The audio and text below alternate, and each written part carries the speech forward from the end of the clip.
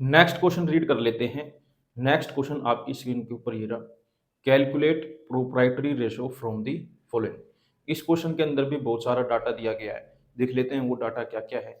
Equity share capital 4,50,000, 10% preference share capital 3,20,000, reserve and surplus 65,000, creditors 1,10,000, 9% debenture 3 lakh, property plant and equipment 7 lakh, trade investment 2,45,000, current investment 3 lakh. Same to same पिछले वाले question की तरह ही है।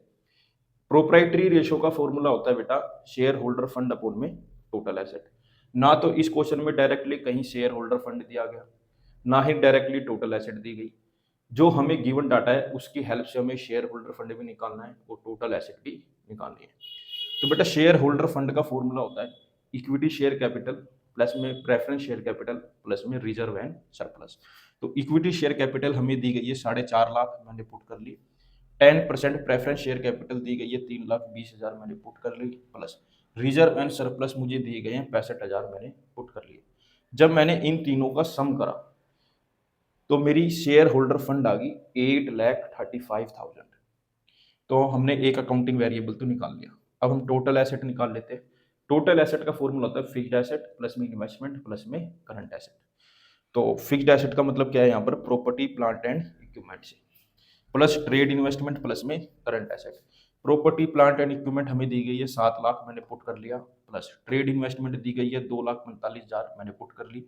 Current asset मुझे दी गई है 3 लाख, मैंने पुट कर ली। आपके मन में क्वेश्चन आ रहा होगा भैया यहाँ क्रेडिटर दिए गए हैं 1,10,000, 9% डिबेंचर दिए गए हैं 3 लाख, इनका कोई यूज नहीं है बेटा, ये आपको कंफ्यूज करने के लिए दिया गया। तो मैंने इन सबको ऐड करा तो मेरी टोटल एसेट आ गई 12,45,000। शेयर होल्डर फंड अभी अभी हमने निकाली 8,35,000। टोटल एसेट भी हमने अभी अभी निकाली 12,45,000 इंटू 100। हमें पता है प्रोप्राइटरी रेशो का जो आंसर होता है बेटा वो किस में आता है, परसेंटेज में आता है। बेटा यहाँ पर मैंने क्या करा, 3 जीरो से 3 जीरो को काट दिया।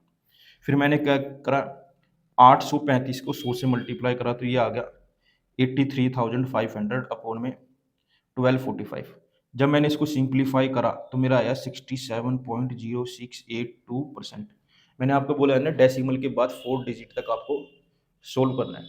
तो अप्रोक्स करके हम ये कह सकते हैं रेशियो आई 67%। मैंने इस क्वेश्चन को बहुत ही आसान तरीके से करने की कोशिश करी और मैंने कोशिश करी कि ये क्वेश्चन आपको अच्छे से समझ आ जाए, और मुझे पूरी पूरी उम्मीद है आपको ये समझ भी आया होगा। अगर आपको ये क्वेश्चन समझ आ गया तो इसका स्क्रीनशॉट ले लो, मेरे साथ ऐसे ही जुड़े रहो, मैं आगे भी आपके लिए ऐसे ही अच्छे अच्छे क्वेश्चन करता रहूँगा। Thank you for watching. Screenshot ले लो बेटा इसका।